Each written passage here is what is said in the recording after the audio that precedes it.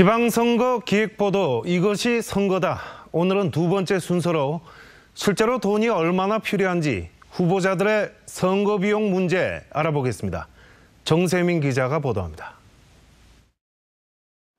지방선거에 참여하는 후보들이 지출하는 선거 비용을 액수가 큰 순서부터 나열하면 수백에서 수천만 원까지 하는 선거 사무실 임대 비용과 최고 2천만 원에 이르는 유세 차량 비용, 하루 10만 원씩인 선거운동원 인건비가 대표적입니다. 여기에 후보의 얼굴을 알리는 현수막 제작과 설치 비용, 각종 인쇄물 제작 비용과 그 밖에 소소한 경비 등입니다. 돈 나갈 때는 많고 재원은 한정되다 보니 자금을 집행하는 선거 캠프의 회계 담당자는 머릿속에 온통 돈 걱정뿐입니다.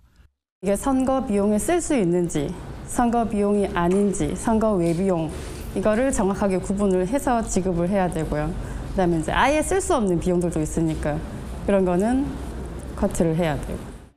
사정이 이렇다 보니 후보들은 비용 절감을 위해 가장 먼저 사무실 규모를 줄이는 추세입니다. 시의원 선거에 세 번째 도전하는 한 후보는 선거를 거듭할수록 사무실 규모는 점점 작아지고 현수막 크기는 점점 커진다고 고백합니다.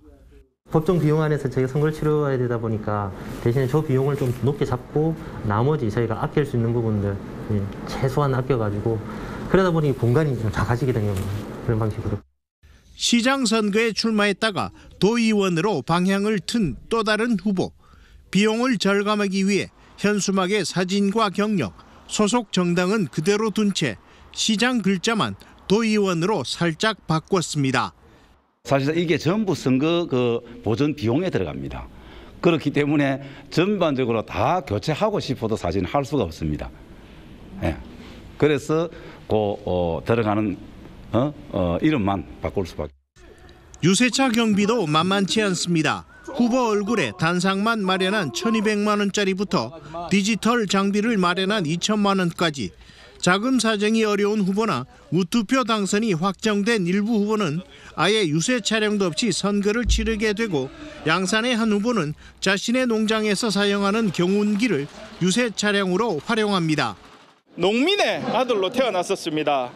아버지 어머니가 그렇게 남들보다 많은 자산을 가지고 계셨던 건 아닙니다. 또 제가 무슨 복장을 하고 있기 때문에 거기에 걸맞게 제가 어릴 때부터 농사를 지으면서 경운기를 몰아봤기 때문에. 그나마 다행인 것은 이번 지방선거부터 기초의원들도 선거 비용의 50%를 후원을 통해 보전받을 수 있게 됐다는 점입니다. 득표율 15% 이상은 선거 비용의 100%를, 10% 이상, 15% 미만은 선거 비용의 50%를, 득표율 10% 미만은 보전이 없습니다. 미디어와 SNS 등 첨단 장비를 동원한 선거 혁명 시대. 아무리 금권 선거의 시대가 사라졌다고 해도 역시 선거는 돈이 없으면 하기 어렵고 선거 기간 내내 돈 걱정이 떠날 날이 없다는 것이 후보자들의 한결같은 고백입니다. MBC 뉴스 정세민입니다.